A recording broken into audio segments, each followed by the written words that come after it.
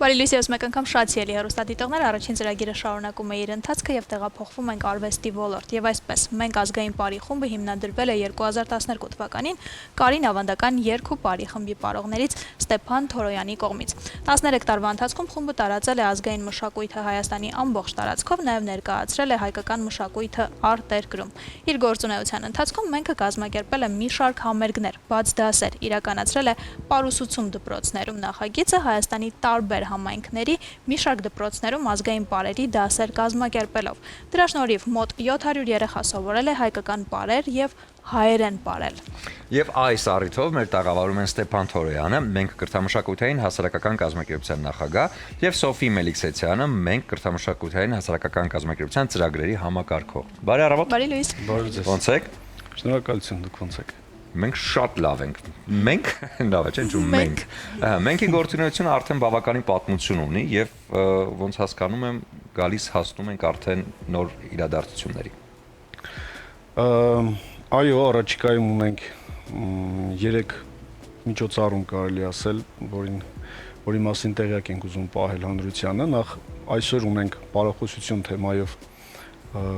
խորագրով մի միջոցառում, որի ընթացքում ունենում ենք դասախոսություն եւ ունենում ենք պարի շարժումների ուսուցում։ Ստացվում է համ պարում ենք, համ խոսում ենք եւ սենց ունենք պարախոսություն։ Սա այսօր է ժամը 7-ին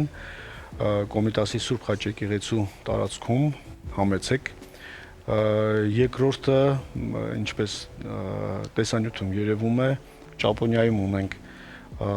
այցելություն առաջիկա այո,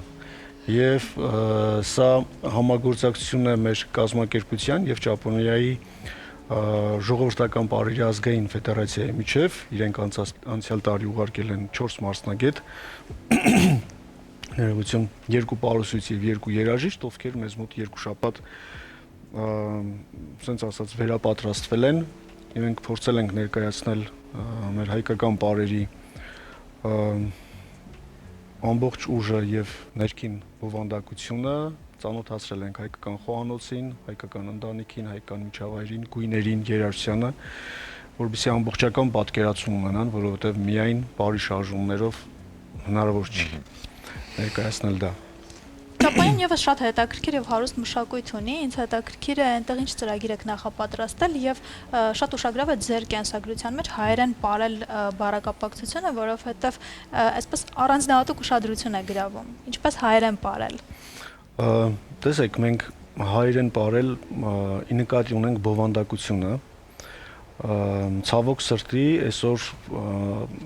պար ասելով մենք պատկերացնում ենք միայն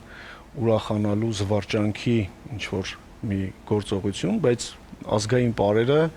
իրենք միայն ուրախանալու համար չեն, մենք ունենք ռազմական պարեր, մենք ունենք Յարխուշտան, պատերազմ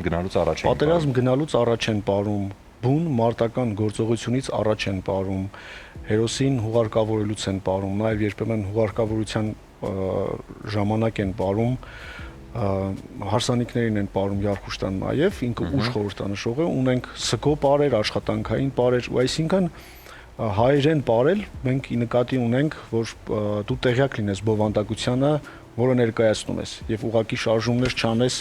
զուտ զվարճանքի համար։ Զվարճանքը այդ ամբողջական ներկապնակի մի գույնն է։ Շատ լավ, եւ քանի որ ծրագրերը շատ էին այս տարվա ընթացքում, բայց ավարտն էլ տարվա ծրագրերով լի է, ինչ ծրագրեր կան առջևում, ինչպես ենք նախապատրաստվում։ Մենք ունենք մենահամերգ, որը տեղի է ունենալու դեկտեմբերի 21-ին, ներկայացվելու են մեր բոլոր մասնաճյուղերը, խմբերը, բացի Ճապոնիայից, ցավոք սրտի։ Ճապոնիա մասնաճյուղն է։ Այո, մեր մասնաճյուղներից մեկն է։ Կարող եք հետևել Instagram-ով մենք Japan page-ը, այնտեղ ունենք Տոկիոյում մասնագետ եւ ունենք Կյոտոյում մասնագետ։ Իրենք բարբերական սենց ուսուցումներ են անում, ներողություն խնդրում։ Մասնակցելու են մեր բոլոր խմբերը, մենք ունենք հիմնական սիրողական խմբեր, մեծեր եւ փոքրերի, լինելու են նաեւ մեր Սառնախբյուրի եւ Նորաշենի խմբերը, եւ այդպիսի մեծ մենք ընտանիքով մենահամերգ ենք ունենալու։ Որ քաղաքում է, ներողություն, Ճապոնիայի։ Տոկիո։ Տոկիոյում, հա, Սառնաշունչի Սառնախբյուր, Նորաշեն եւ Տոկիոյի շրջանի բարողներին պատկերացնում ընդհանուր գրուպայի մեջ ոնց է գրում։ Այո։ Նաև այդ բարախոսությունների շարքը, ինչպես նշեցինք, ցանկանում ենք ցույց տալ բովանդակությունը, ոչ միայն ուղղակի ապարել, այդ պատճառով էլ հենց բարախոսությունները այդ մասին են, որպեսզի մենք ընտրենք մի թեմա, մի բար, ներկայացնենք իր խորհուրդը, նշանակությունը, այդպես մատուցենք, սովորենք եւ հետո էլ արդեն այնպեսի ջեր մթնոլորտում ողջավորված ուրբաթ երեկոն մեր ավարտենք։ Եվ ընդհանուր մենքի նպատակը այսօր որն է, որովհետև երբ ստեղծվել է, հաստատ այլ նպատակ է եղել, հիմա պահելով լավագույն ավանդույթները, ինչ նոր նպատակ ենք ավելացրել մենք։ Գիտեք, նպատակները չեն փոխվել, ուղղակի մեր հնարավորություններն են շատացել, մեր գործիքակազմն է շատացել, մենք դերևս Կարին խմբում երբ ապարում էի Գինոսյան Գագիկի հետ, մենք ունեինք երազանք, որ մի օր պետք է հայ ժողովուրդը իր ավանդական պարերի տերը լինի, մենք մեր խնջույքների ուրախության ժամանակ, մենք մեր կենցաղում պետք է կարողանանք հետ բերել մեր կորցված մշակույթը, մեր տոները, պարերը, երգերը,